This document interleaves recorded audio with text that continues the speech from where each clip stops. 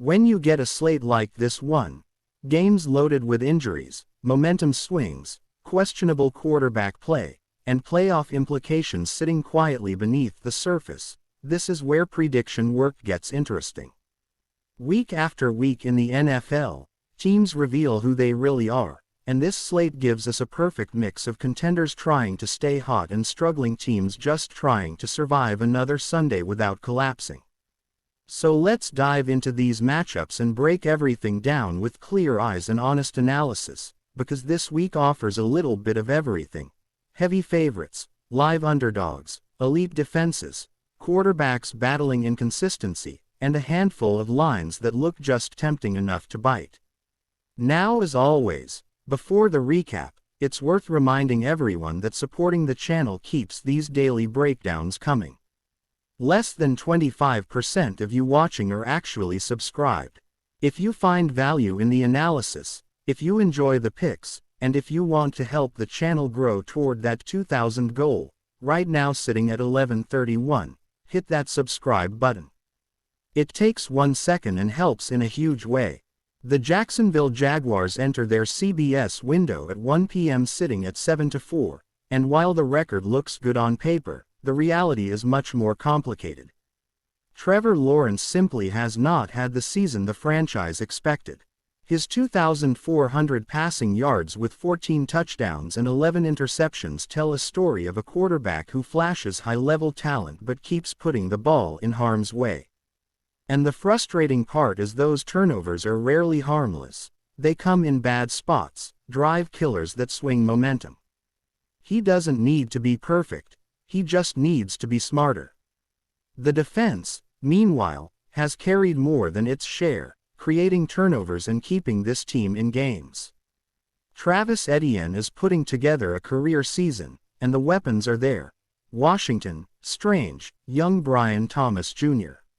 They simply need a plan to keep Thomas active because when he's on the field, feeding him the ball consistently gives this offense another dimension they badly need.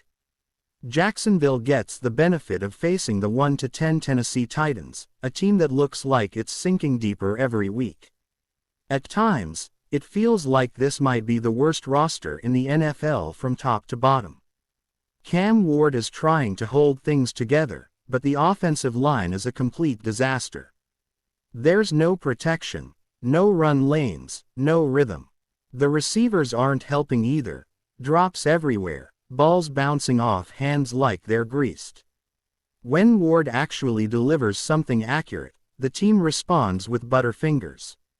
You reach a point where you just want to yell for someone to please catch a football.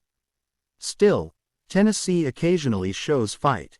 They have a 32.8% chance to win, with a handful of close losses that hint at slow improvement. Jacksonville sits at 66.9% and is favored by 6.5 with an over/under of 42. Jacksonville scores 24.3 a game, throwing for 203 and running for 128 while giving up 22.7. Their run defense is legitimately elite, top 6 in the league, allowing only 83.8 rushing yards per game, and that front seven wreaks havoc. Tennessee, meanwhile, averages just 15.2 points, throws for 170, runs for 78, and gives up 27.5. Their defense isn't as awful as the numbers suggest. It's simply on the field constantly because the offense can't sustain anything. With all of that considered, Jacksonville should control this one easily. The pick is Jaguars 24-6. At 1 p.m. on CBS, we also get the 8-4 San Francisco 49ers, a team that continues to stack wins despite losing half their roster to injuries. It's genuinely remarkable how they stay 4 games above .500 with names like Jones, Perry, Jennings, and KD all missing time.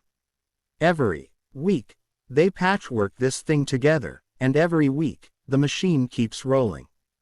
The offense continues to move the ball, the defense improves, and Christian McCaffrey remains the heartbeat of everything they do. And McCaffrey is putting together what looks like an MVP-caliber season. Durable, explosive, consistent, and potentially headed for an 1100 rushing and receiving campaign. The 49ers travel to face the 3x Cleveland Browns, who stunned everyone with an upset win last week, an upset we actually expected because Cleveland had the right mix of defensive pressure and situational football. They come in with a 24.7% chance to win against San Francisco's 75.1%. They're 5-point underdogs with a total of 38. Cleveland needs momentum, and the conversation always starts with Myles Garrett, who is on a legitimate pace to challenge the single-season sack record. But he can't do it alone. This Browns offense must contribute something, anything. They average 16.9 points, throw for 164, run for 95, and allow 22.2. They have the defense to keep things interesting, but can Shedeur Sanders go blow for blow with the 49ers, structure and discipline? On the other side, San Francisco averages 23.4 points, throws for 2.9, clearly a truncated data line from the original transcript, runs for 99, and gives up 21.8. The 49ers simply know how to win even when banged up. The pick stays consistent. San Francisco 24-6. Next up at 1 p.m. on CBS, the 6-5 Houston Texans have earned some respect. 3 straight wins, and Mills remains undefeated as a starter at 3-0. The coaching staff has already confirmed that when C.J. Stroud returns, it's still his team, but Mills has done exactly what you need from a backup: stabilize the boat and stack wins. Houston hits the road against the 8-3 Indianapolis Colts, who remain one of the surprise teams of the year. The last 3 weeks haven't been pretty, but 8-3 is impressive no matter how you spin it. The Colts are given a 64.3% chance to win versus Houston's 35.4%. Indy is favored by 4.5 with a total of 44.5. Everyone knows what Houston's path to victory looks like: defense, defense, defense. This is the number 1 statistical defense in the NFL. They allow only 16.5 points per game, dominate against the run, disrupt the pocket, and have no weaknesses in the secondary or the front 7. Offense is the issue. They score 22.1 per game, throw for 216, run for 118, but if their defense dictates the pace, they're always in the fight. The Colts, meanwhile, ride with Daniel Jones, who has had a good season overall despite cooling off recently. Giants fans are furious watching him thrive somewhere else. And then there's Jonathan Taylor, sitting at 1,200 rushing yards and 15 touchdowns. The Colts want to run the ball, but that's exactly where Houston is strongest. Indy averages 31 points a game, throws for 245, runs for 139, and gives up 20.8 while allowing just 97.4 on the ground. This game feels tight, and an upset wouldn't shock anyone. But the pick remains the Colts rebounding, 24-20. At 4:05 p.m. on Fox, the 4-7 Minnesota Vikings limp into this matchup with their quarterback room held together by tape and hope. They've been through wave after wave of injuries, and now J.J. McCarthy sits in concussion protocol. They can't sustain drives, they can't find rhythm, and the offense never looks settled. They travel to face the 8-3 Seattle Seahawks, who are quietly putting together a very strong year. Sam Darnold, the former Vikings quarterback, has 3,000 yards, 19 touchdowns, and 10 picks, steady numbers on a winning team. Both teams have old-school revenge narratives floating around, but Seattle simply has more firepower. For the Vikings to have any chance, they must play disciplined defense and feed Justin Jefferson early and often. Run the ball, build play action, do anything to open lanes for your superstar receiver. Seattle, however, has one of the most balanced rosters in football. Kenneth Walker is a problem. Charbonnet adds a second punch. And Jackson Smith-Njigba is closing in on 1,400 yards and currently sits as the top wide receiver in the NFL. Seattle holds a 69.5% chance to win, while Minnesota sits at 30.3%. The Seahawks are favored by 10.5, a massive NFL spread, with an over-under at 41.5. Minnesota scores 20.4 points per game, throws for 180, runs for 103, and gives up 23.2. Seattle scores 29.5, throws for 149, runs for 116, and gives up 19.7. They're a top 5 offense and a top 10 defense, a combination that wins consistently. Upsets have happened all season, and nothing would shock at this point, but the smart pick is Seattle dominating 30-7. Next matchup comes at 4:25 p.m. on CBS, where the 2-9 Las Vegas Raiders enter the week fresh off significant turmoil with Chip Kelly being fired. That cloud hangs over everything they do because this offense has been stuck in the mud for most of the year. The inconsistencies have been overwhelming, and whether it's play calling, quarterback play, or lack of structural identity, nothing has clicked. Even with a veteran like Geno Smith under center, the results have been unpredictable. Smith sits at 13 touchdowns and 13 picks, and at this point in his career he should be providing more stability. Pete Carroll is clearly searching for answers, especially when players like Gentry and Tucker Bowers aren't elevating the offense the way they should. A team with these names should not be stuck at 15 points per game, but that's the reality. Their rushing attack is one of the worst in the league, and when you can't run the ball, the one thing that makes life easier for a quarterback, everything else collapses. On the other side, you've got the 7-4 Chargers, a team that looks rejuvenated under Harbaugh. Justin Herbert is having a strong season, the defense is trending upward, and the Chargers appear to finally be playing complementary football. The analytics back it up too. LA enters with a 73.6% chance to win, while Las Vegas sits at just 26.2%. Oddsmakers clearly agree, setting the Chargers as 9.5-point favorites with a very low 41 total.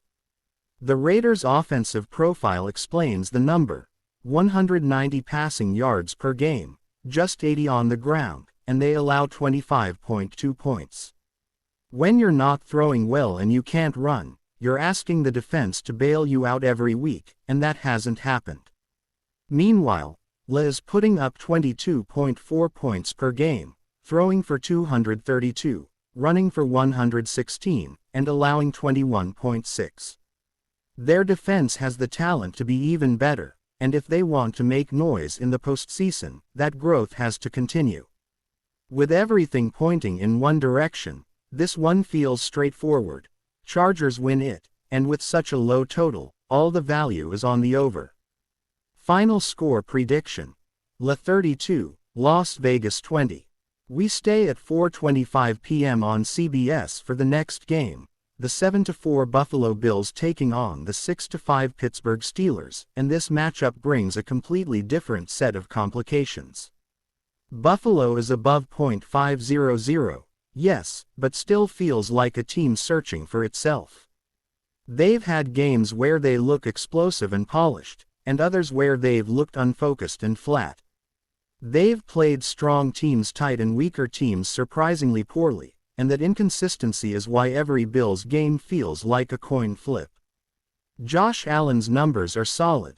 The reigning MVP has 2,000 yards, 18 touchdowns, 9 picks, and his rushing ability remains a major weapon. James Cook has also been productive with 1,100 yards and 8 scores. But the absence of a true WR1 continues to cap the ceiling of this offense the exact same way people have been criticizing the Chiefs for lacking reliable receiver help. And then comes the biggest question in this entire game: will Aaron Rodgers play? Everything shifts depending on that answer. Pittsburgh sits at a 44.2% chance to win, Buffalo at 54.2%, and the Bills are 3.5-point favorites with a total of 47.5. But the pick itself depends on Rodgers being active. Tomlin has been optimistic, but nothing is guaranteed. If Rodgers plays, it becomes a real battle in Pittsburgh, a place that is notoriously difficult for visiting teams. Buffalo's offensive profile is strong. 28.3 points per game, 235 passing yards, 147 rushing yards, and they allow 22.9. Pittsburgh counters with 24.9 points per game, 195 passing yards, 97 rushing yards, and they allow 23.9. It's a razor-thin statistical margin, which means quarterback availability becomes the tiebreaker. With Rodgers playing, the pick goes to the Steelers in a close one, 27-24. If it ends up being Rudolph instead, Buffalo walks away with the win. Then we move into Sunday night at 8:20 p.m. on NBC, featuring the 9-2 Denver Broncos, a team with the second most wins in the NFL and one of the most dramatic season-to-season transformations in recent memory. Ever since turning things around Week 7 last year, they've been on a surge built on sharp quarterback play and a suffocating defense. Bo Nix looks nothing like the hesitant player from Week 1. He's now at 2,400 yards, 18 touchdowns, 8 picks, and he's used his dual-threat mobility to open up play action and the short intermediate game that Denver loves. The dink-and-dunk rhythm has been extremely efficient. Even with J.K. Dobbins out, the team has found ways to stay balanced. Sutton needs to step up and provide that reliable outlet, but the good news is that the defense gives Nix a cushion every week. Their road matchup comes against the Washington Commanders, listed as 3-8. And this game would have had a huge narrative spark if Daniels were confirmed to play.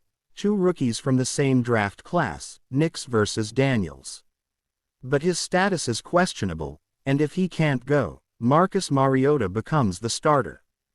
The uncertainty at quarterback is always the worst factor in predicting games, and this one has plenty of it. Washington sits at a 41.2% win chance, Denver at 58.5%, with the Broncos favored by 6.5 and the total at 43.5. Denver scores 23.4 per game, throws for 213, runs for 122, and their biggest edge is on defense, allowing just 17.5 points per game, top 5 in the NFL, while riding a 6 or 7 game win streak. Washington scores 21.5 per game, throws for 192, runs for 139, but gives up 26.9. If Daniels plays, Washington has a path. Even with Mariota's experience, there's a chance at an upset. Denver will lose eventually. No streak lasts forever, but the matchup doesn't point to this being the week. Broncos win it 27-17. And that closes the door on the full Week 13 Sunday breakdown. December is here, the season is flying by, and every game matters more from here on out. For more deep dive predictions every single week, make sure you're locked in. This is Beyond the Box Score. If you enjoyed the breakdown, hit that like button, subscribe, and drop your score predictions in the comments. I respond to every single one. Thanks for watching, and I'll see you in the next one.